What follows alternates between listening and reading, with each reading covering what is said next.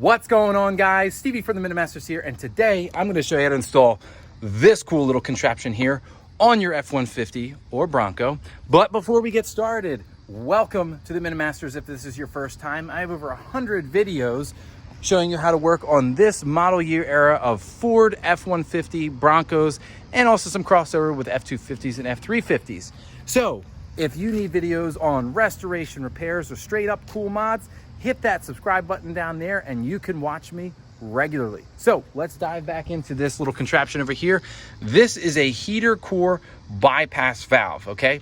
So quick explanation of your heating system right here.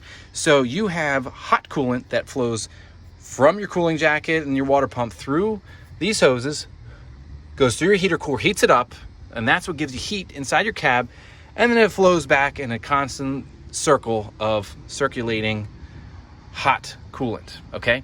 Now that's all cool, but in the summertime, that is continually happening, and so it actually makes your air conditioning less effective, okay? Basically warms it a little, okay?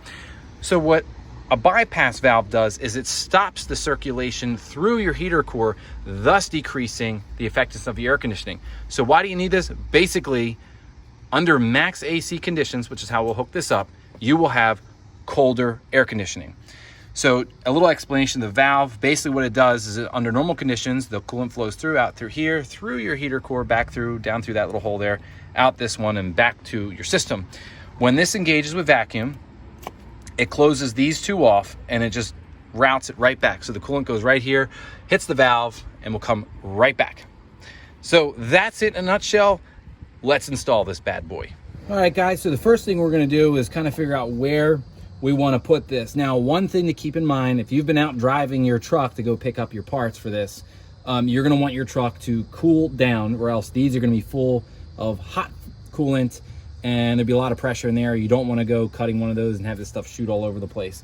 So my truck is totally cool, haven't started it up today.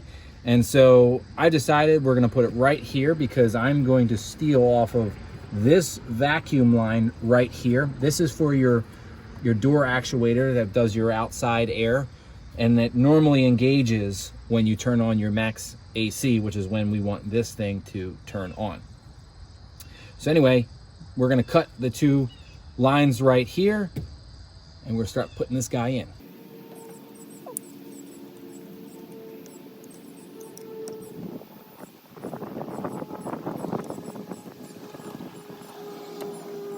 Okay, so we have them cut. If you noticed, I have this little tray here trying to catch some of this stuff so it doesn't go all over the place. It's working so far. The next thing you're gonna wanna do is take your hose clamps, and you're gonna put your hose clamps on here.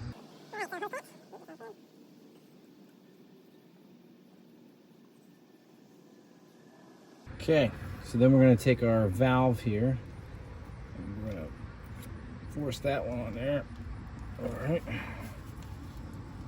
Oop, dripping. I'm gonna take this one. Get that one on there as well. And just snug up our hose clamps.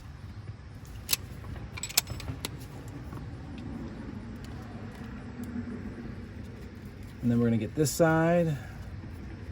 Snug that one up there. Whoop. All right, this tray thing's getting a little out of hand. Get that one. Okay, so there's your setup. And I'm just gonna kind of orient things a little bit, and then we're gonna get our hose clamps right where we want them.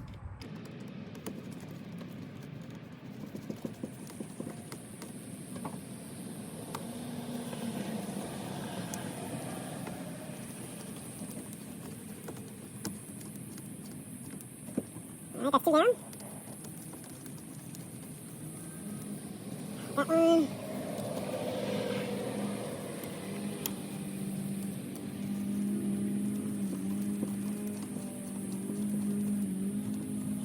All right, so we've got it all on here. Now, before I hook up the vacuum, I'm gonna take my truck for a little test run around here, get it heated up. And so we're gonna demonstrate what this is like with it off, and then of course with it on max AC. So let's go do our test drive.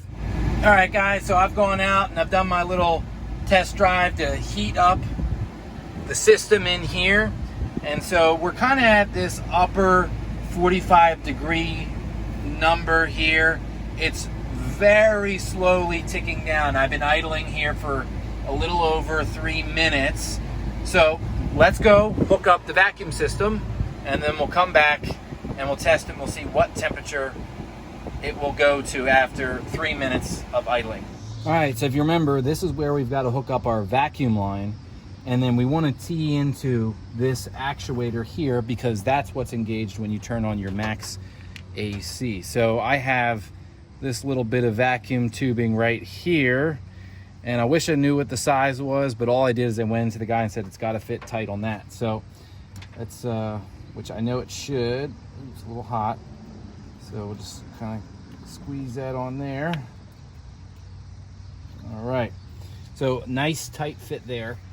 And then this is when I did the vacuum lines in this truck, this 4mm here is just a little bit bigger than this, and unless you find a T that does a couple of different sizes, it's just going to be a little wonky. So what I've decided to do is I'm going to tee in about here, and that way I can keep this one size and I can continue to use this size of vacuum line. So I'm going to start that process.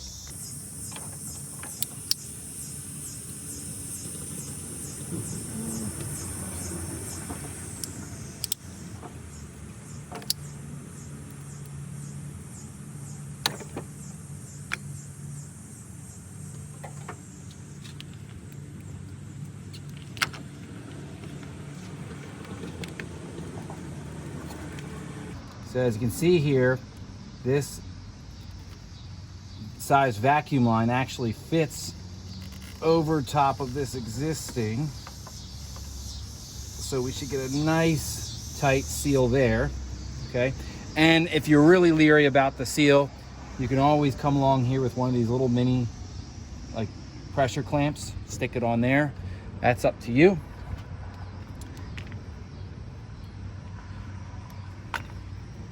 And then we'll do the same on the other side here.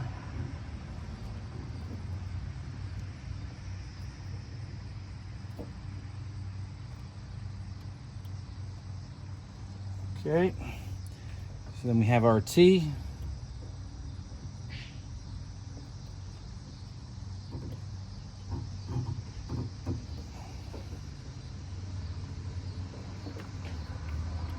One end in there.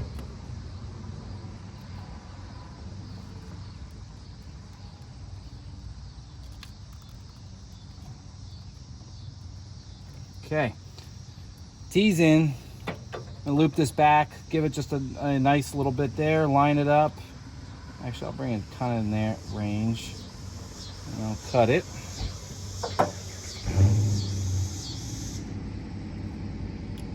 Okay.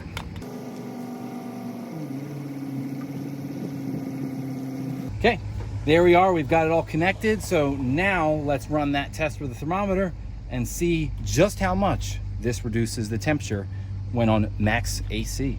All right, guys, so we're back in here in the cab, and I've hooked up the vacuum line in there and done all that as you saw earlier, and we are at 43.6. So we're seeing at least a 2-degree change here, and as you can see here, this other number, we're going back between a 6 and a 7, but it has been kind of going down a little bit. I can only imagine with a little more driving and coolant circulation, it could go lower. It's coming up a little bit more. So that's the kind of degree change you can expect with this mod. So there you have it, guys. That is how you install the heater core bypass valve. Now, I know this test doesn't seem impressive, 2 degrees, you know, but you have to understand a couple things here. Number one is my truck is sitting here idling, okay? I think preferably I would probably have a second person filming, and, you know, they could actually do this driving, because I think that's where you're going to see most of your bigger temperature gains, drops, what have you, because you'll have your fan moving. You'll actually have more circulation of the coolant that would normally heat the heater core more. As we all know, in the winter, it takes longer for a car to heat up when it's sitting. So I think just sitting here, you're not going to see great temperature drops. But I think if you're actually outside moving, I think you could reasonably see maybe 5 degrees, if not more. So don't write this one off. Definitely give it a try. I will put a link down in the description for that part. Otherwise, that's all for me, guys. Hit the subscribe icon over here. Check out some of the videos. I'm Stevie from the Minute Masters. Thanks for watching.